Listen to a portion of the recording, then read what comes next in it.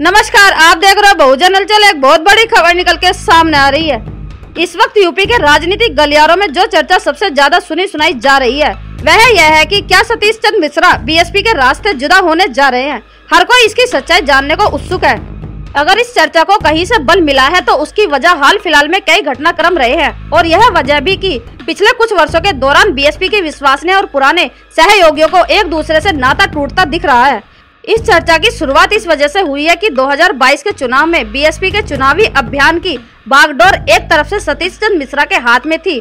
सतीश चंद्र मिश्रा का पूरा परिवार पार्टी के लिए चुनाव प्रचार में उतरा हुआ था, लेकिन नतीजों से सबक लेते हुए बीएसपी अपनी मूल विचारधारा की ओर लौटती दिख रही है। मूल विचारधारा की तरफ जाने का मतलब सतीश मिश्रा के लिए पहले जैसा स्पेस नहीं बचने वाला। इसी बीच सतीश चंद्र मिश्रा के सबसे करीबी पूर्व मंत्री नकुल दुबे को पार्टी से बाहर कर दिया गया है। उसके बाद नकुल कांग्रेस में चले गए हैं।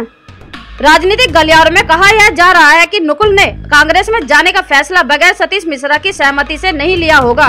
यह बात भी सुनने को आई थी कि सतीश मिश्रा भी कांग्रेस में जा सकते हैं। कांग्रेस उन्हें देर सवेर राज्यसभा भेज सकती है। इसके बाद यूपी के 2 लोकसभा सीटों के उपचुनाव के लिए 40 स्टार प्रचारकों की लिस्ट जारी हुई, जिसमें सतीश चंद्र मिश्रा को जगह नहीं दी गई। सतीश मिश्रा का राज्यसभा का कार्यकाल भी खत्म हो गया। चूँकि बीएसपी के पास महज एक विधायक है, इसलिए उनके अगले 5 वर्ष तक राज्यसभा या विधान परिषद जाने की कोई गुंजाइश भी नहीं दिखी। दरअसल सतीश चंद्र मिश्रा मायावती के कठिन दौर के साथी हैं। वह पहली बार 2002 में भाजपा के सहयोग से बनी बसपा सरकार में एडवोकेट जनरल बने। उसके बाद 2003 में सरकार गिर गई, लेकिन सतीश ने साथ नहीं छोड़ा।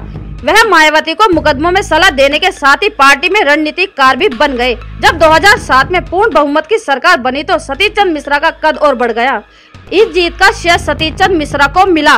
2012 में पार्टी को हार मिली, लेकिन सतीश चंद्र मायावती के खास सलाहकार बने रहे। विधानसभा चुनाव 2022 में भी उसी सोशल इंजीनियरिंग को दोहराने की जिम्मेदारी सतीश चंद्र मिश्रा को दी गई।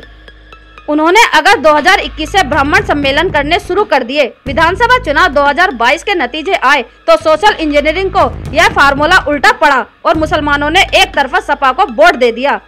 वहीं दलित वोटरों में भी दूसरी पार्टियों की सेंधमारी हो गई। चुनाव नतीजों के बाद से यह बात खुद मायावती लगातार दोहरा रही है।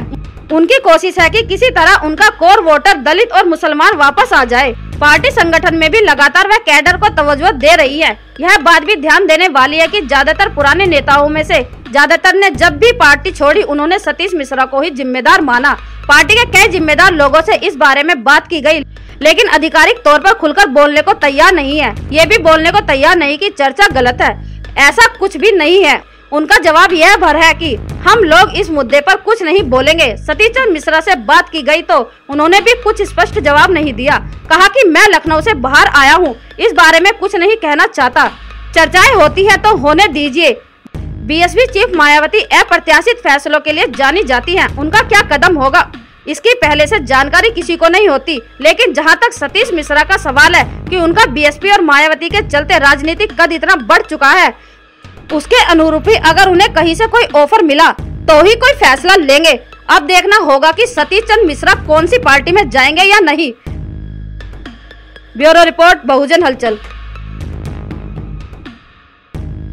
अगर आप चाहते हैं गरीब हर वंचित इंसान की आवाज आप तक पहुंचे तो हमारे चैनल को सब्सक्राइब करें और बेल आइकन का बटन दबाना ना भूलें। देखते रहिए बहुजन हलचल न्यूज।